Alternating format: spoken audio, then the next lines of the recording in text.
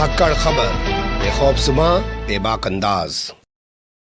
धाकड़ खबर में आपका स्वागत है। मैं आपके साथ हूं अकरम रईस खान। उत्तर प्रदेश से आज एक बड़ी खबर आई। यहां अल्पसंख्यक आयोग की सदस्य रही डॉक्टर प्रिया वंदा तोमर ने इस्तीफा दे दिया। उन्होंने अपना इस्तीफा बाकायदा आयोग की अध्यक्षा को तो भेजा ही भेजा, साथ ही भारतीय जनता पार्टी के जो प्रदेश अध्यक्ष हैं स्वतंत्र देव सिंह, उनको भी भेज दिया।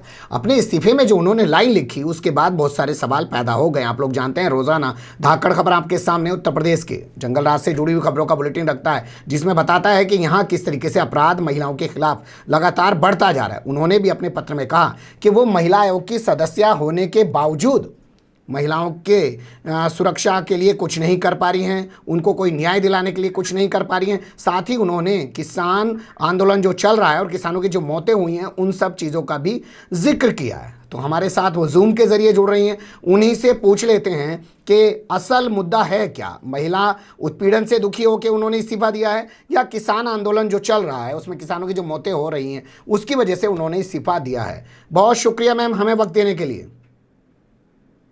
बहुत धन्यवाद आपका। मेरा पहला सवाल आपसे यही है मैम कि आपने जो इस्तीफा दिया इसमें दो चीज़ें आप जो हैं मुख्य रूप से उठा रही हैं। आप दोनों चीज़ों के लिए दिया है आपने, क्या महिला उत्पीड़न के लिए दिया है सिर्फ?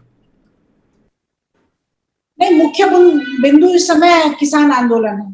ठीक है, क्योंकि मैं किसान परिवार से आती हूँ और आज 132 दिन हो गए किसान आंदोलनरत हैं दिल्ली की सड़कों पर। वो हताश हैं, 300 से अधिक शहीद हो चुके हैं। तो ये एक संवेदनशील महिला होने के नाते, एक किसान परिवार से होने के नाते, ऐसे क्षेत्र से मैं आती हूँ।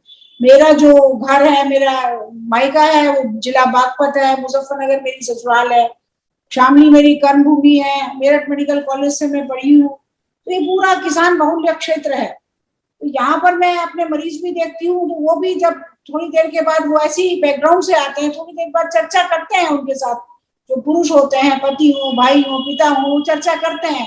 तो वाकई बहुत मन व्यथित हो जाता है कि इतनी संवेदनहीनता जो दिखाई जा रही है, कि इतनी मृत्यु हो गई, किसी के मुंह से दो शब्द नहीं निकले उनके प्रति, किसी ने ऐसा कुछ दिखाया नहीं, उनके किसी के संवेदनशील ऐसा कुछ बनने का उनका किसी तरह से कोई हमें नजर नहीं आया। तो स्वाभाविक है। आपने कहा कि किसी ने संवेदना के दो बोल भी नहीं बोले। इतने परिवारों की मौत हो चुकी है, इतने दिनों से लोग धरना प्रदर्शन कर रहे हैं, तो क्या आपने इसीलिए आयोग की सदस्यता से तो इस्तीफा दिया ही दिया, भारतीय जनता पार्टी के भी सभी पदों से इस्तीफा दे दिया? जी बिल्कुल, फिर तो मुझे सभी पदों से देना पड़ता। मैं अपनी बात पार्टी फोरम में नहीं रख पा रही थी। मैं अब बाहर आके स्वतंत्र हूँ अपनी बात, अपनी जो भी मेरी किसानों के प्रति जो मेरी संवेदनाएं हैं, या महिलाओं को मैं चाहती हूँ उनको और अधिक वो सशक्त बने, तो ये सब ग्राउंड्स पर मैं चाहती हूँ मैं बाहर निकल के, पार्टी से बाहर निकल के काम करूँ, जो अंदर नहीं संभव हो पा रहा था। तो कहीं ना कहीं तो अपने कंफर्ट जोन से बाहर आना ही पड़ता है इन बातों को उठाने के लिए, इन मुद्दों पर बात करने के लिए। तो मैं अपने कंफर्ट जोन से बाहर आई हूँ। ठीक है, आप कह रही हैं कि आप कंफर्ट रूप से बाहर आ गई हैं क्योंकि वहां रहते हुए उस प्लेटफॉर्म से आप वो बातें नहीं कर सकती। तो आप किस तरीके की भूमिका निभाना चाहती हैं किसान आंदोलन में? किसान आंदोलन में जो भी संभव होगा, जो इतने शहीद हुए हैं तो उनका जो बलिदान है वो व्यर्थ नहीं जाना चाहिए। आप सोचिए कैसे इतनी सर्दी में वो उन्होंने सर्दी में रातें गुजारी हैं, तूफान आया, आंधी आई, बरसात हुई, लेकिन वो अपने वहां से नहीं टिके। आज आवश्यकता है कि उनके आंदोलन को सड़कों पर लेके जाया जाए।